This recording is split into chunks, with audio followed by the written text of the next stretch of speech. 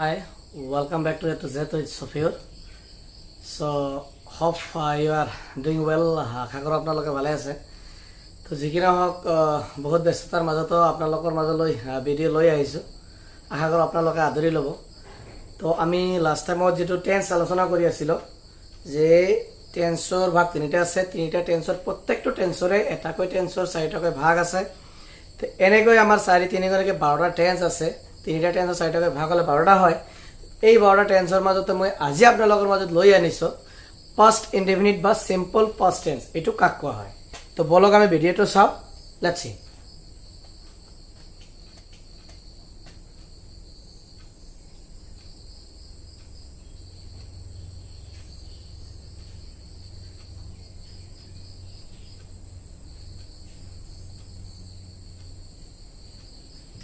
মই এটা আন্ডাৰলাইন কৰি দিছোঁ, আপোনালোকে গম পাইছে। তো এটা কথা হ'ল কি যে পাষ্ট ইনডেফিনিট টেন্স। তো পাষ্ট ইনডেফিনিট এনেকুৱা এটা কথা, মানে এনেকুৱা এটা টেন্স হয় যেনেকি দৰাচলতে প্ৰায় আমি ব্যৱহাৰ কৰি থাকোঁ। মানে যদি বিশেষকৈ আপুনি ইংৰাজীত কথা পাতিব বিচাৰে, যেনেকা I went to Guwahati, I didn't go Guwahati, yesterday I came from England, so' why did you go'. মানে বিভিন্ন ধৰণৰ এনেকুৱা ৱৰ্ডবিলাক যদি চেণ্টেঞ্চবিলাক আপুনি ফৰ্মেশ্যন কৰিব বা বনাব, বিশেষকৈ কিন্তু মানে বেছিভাগে সিম্পল পাষ্ট বা পাষ্ট ইনডেফিনিট টেন্সবোৰ ব্যৱহাৰ কৰা হয়। তো এই ক্ষেত্ৰত আপোনালোকে অলপ মন কৰিব। তো মই বিশেষকৈ আপোনালোকক কৈ আছোঁ যে আপোনালোকে পাষ্ট ইনডেফিনিট টেন্সৰ মই ডেফিনেশ্যনটো যিটো আছে মই ইয়াতে স্ক্ৰীনত আপোনালোকে দেখিবলৈ পাব বা আপোনালোকে ইয়াতে পঢ়িবলৈ অলপ যত্ন কৰিব। মই ইয়াতে স্ক্ৰীনত দেখাই আছোঁ কি যে সিম্পল পাষ্ট বা পাষ্ট ইনডেফিনিট টেন্স কাক বোলে? কি যি ক্ৰিয়াই কোনো এটা কাম অতীত কালত অতি সাধাৰণভাৱে কৰা বা হোৱা বুজায়, তাক ইংৰাজীত সিম্পল পাষ্ট বা পাষ্ট ইনডেফিনিট টেন্স বোলে। মই ৰিপিট কৰি দি আছোঁ, অসুবিধা নাই। যে যি ক্ৰিয়াই কোনো এটা কাম অতীত কালত অতি সাধাৰণভাৱে কৰা বা হোৱা বুজায়, তাক ইংৰাজীত সিম্পল পাষ্ট বা অৰ্থাৎ পাষ্ট ইনডেফিনিট টেন্স বলে। এইখিনি কথা আপোনালোকে আশা কৰোঁ ভালদৰে বুজি পাইছে যে ঘটনাটো কি বা মই কি ক'লোঁ। যে অতীতৰ কথাটো একদম সাধাৰণভাৱে বুজাব লাগিব। যিকোনো ঘটনা হ'ব পাৰে, যিকোনো কাম হ'ব পাৰে। যেনেকৈ মই যদি উদাহৰণ হিচাপে লওঁ ইয়াতে যে আই ৱেণ্ট টু Guwahati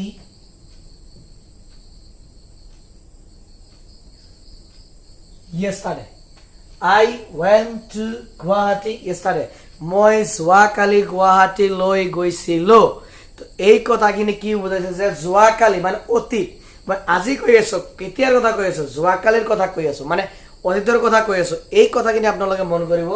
ইয়াতে আই মানে কি মই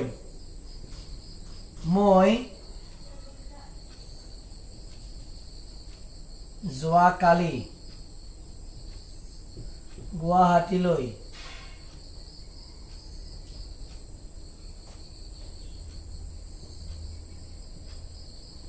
গৈছিলোঁ।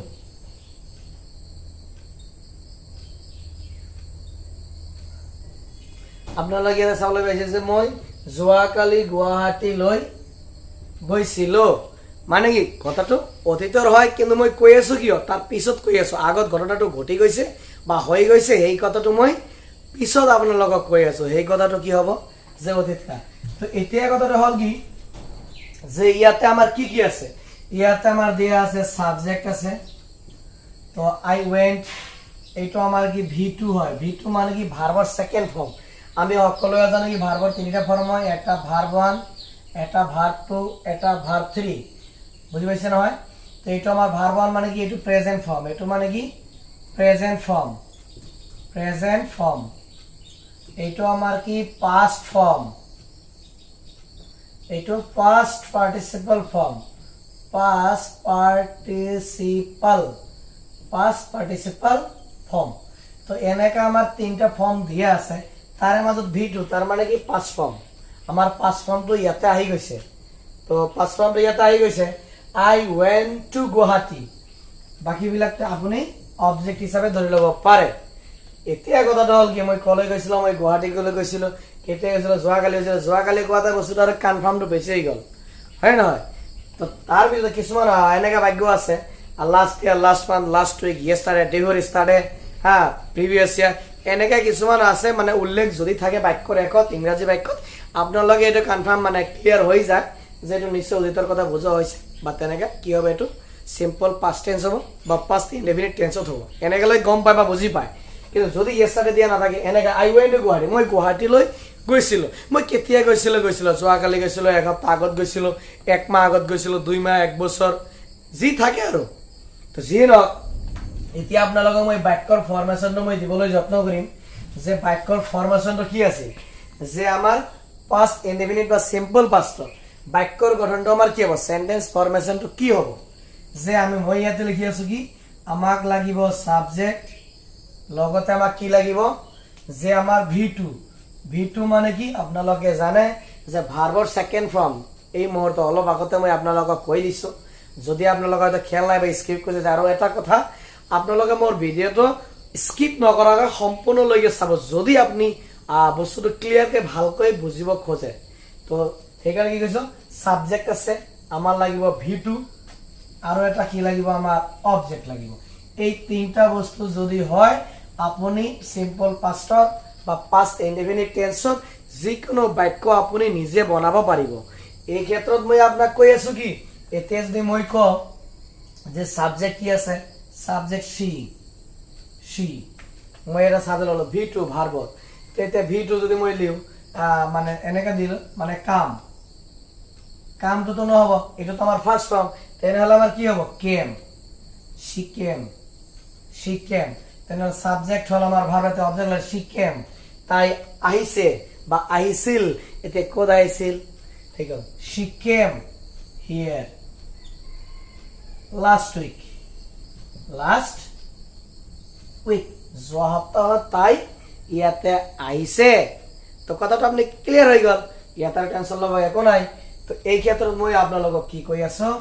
যে এনেকুৱা কৈ আপোনালোকে যদি এই ক্ষেত্ৰত যদি আপনি জানে যে সিম্পল পাষ্টৰ বা পাষ্ট ইনডেফিনিট টেন্সৰ বাক্য আপোনাৰ বনাব লাগে এই বাক্যৰ গঠনটো আপোনাৰ মনত ৰখাটো অত্যন্ত প্ৰয়োজন যদি মনত ৰাখিব পাৰে তেতিয়া হলেহে আপুনি বাক্যৰ গঠন বা সিম্পল পাষ্ট বা পাষ্ট ইনডেফিনিট টেন্সৰ যিকোনো বাক্য মুহূৰ্তৰ ভিতৰত আপুনি বনাব পাৰিব তো সেই ক্ষেত্ৰত মই আপোনালোকক কৈছো যে আপোনালোকক আৰু এটা মই বস্তু দি আছো যে আমাৰ পারসন হিসাবে আছে first person second person third person আছে তার পিছত আমার মানে সিঙ্গুলার নাম্বার প্লুরাল নাম্বার আছে মই আপোনালোকক এটা টেবিল দিম এই এটা টেবিলতে আপনি A to Z গোটেইখিনি পাই যাব যেহেতু আপনি চাই আছে A to Z it's of you তো ইয়াতে আপোনালোকে ইয়াতে চাব মই ইয়াতে টেবিলটো বনাই দিবলৈ যত্ন কৰিম ইয়াত আছে কি পাৰসন PERSON পাৰসন মানে কি এটা আমাৰ কি ব্যক্তি ইয়াত আছে হবে সিঙ্গুলার নাম্বার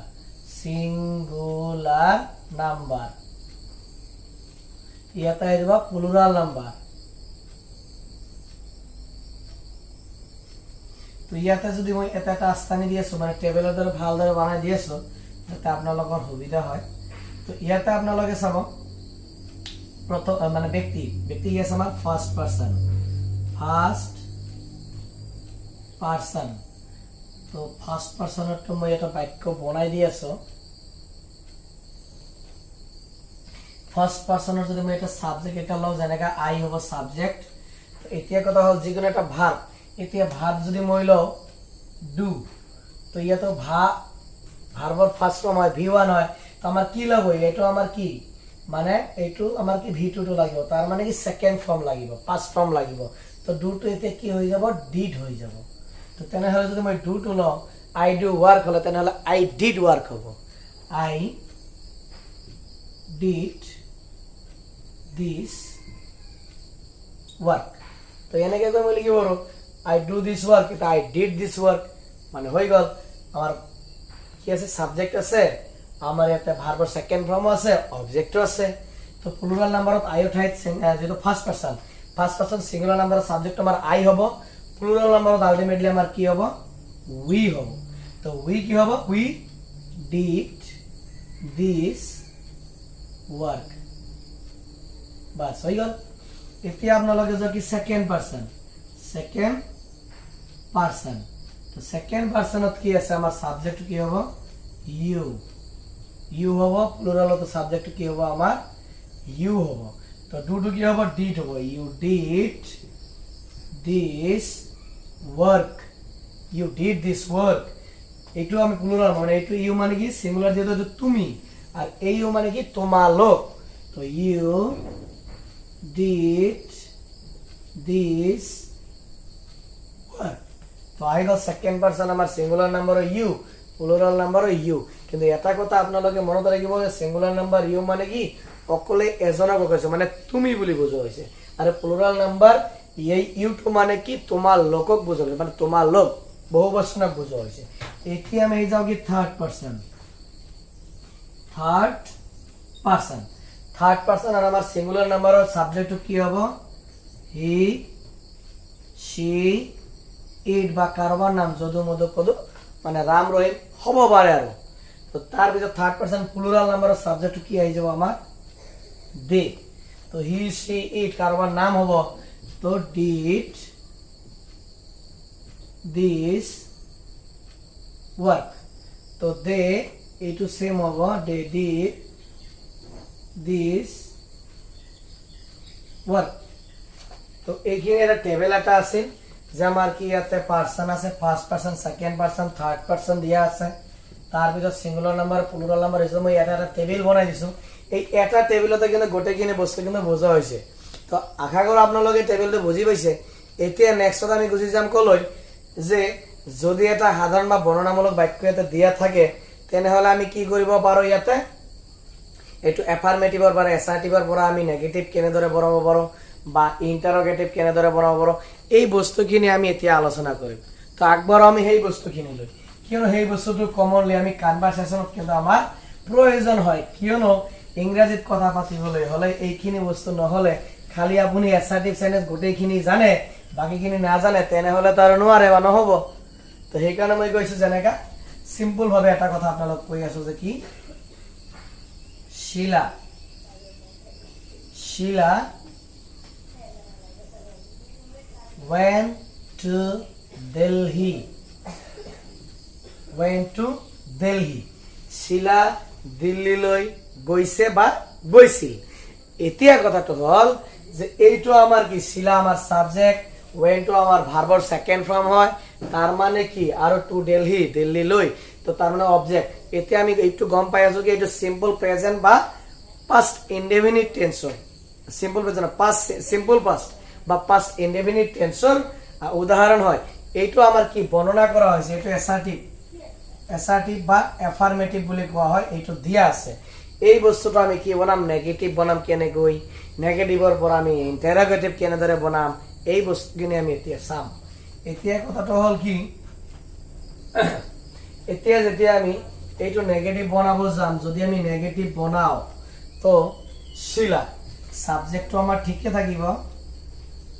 শিলা তো শিলা এইটো যে আমাৰ ওয়েন্ট এই ওয়েন্টটো দিয়া আছে আমাৰ ভাৰ্বৰ সেকেন্ড ফৰ্ম এইটো আমি প্ৰেজেন্ট মানে প্ৰথম ফৰ্ম V1 লৈ যাম তো ওয়েন্টৰ কি কৈছিল মানে কি যোৱাটো কি হ'ব গো হ'ব হয় না হয় তো আমি মানে পাস্ট ফৰ্মৰ পৰা আমি কি প্রেজেন্ট ফর্ম মানে V1 ইয়াতে V1 হ'ব V1 প্রেজেন্ট ফর্ম লৈ যাও ওয়েন্টটো কি হ'ব গো হ'ব তেনেহলে শিলা ইয়াতে আমি did not লিখিম শিনা did not এতিয়া আমি কি লিখিম এইটো আহি যাম did not go to Delhi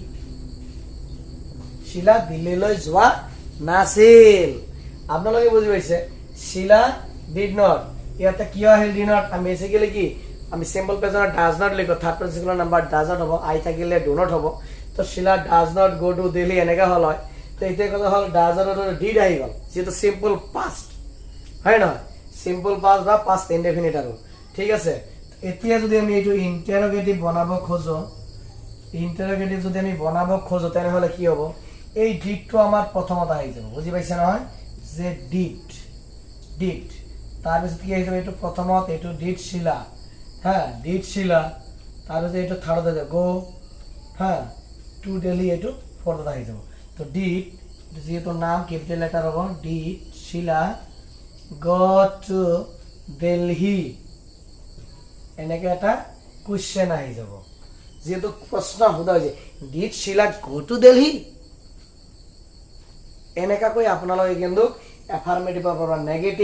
নেগেটিভৰ পৰা ইন্টাৰোগেটিভ কিন্তু আপোনালোকে মানে কনভাৰ্ট কৰিব পাৰিব বা পৰিৱৰ্তন কৰিব পাৰিব এই কথাখিনি আপোনালোকে মনত ৰাখিব তো যি নহওক আজিৰ যে ভিডিও আছিল মই ইয়াতে সামৰণি মাৰিছো জয় আই অসম ধন্যবাদ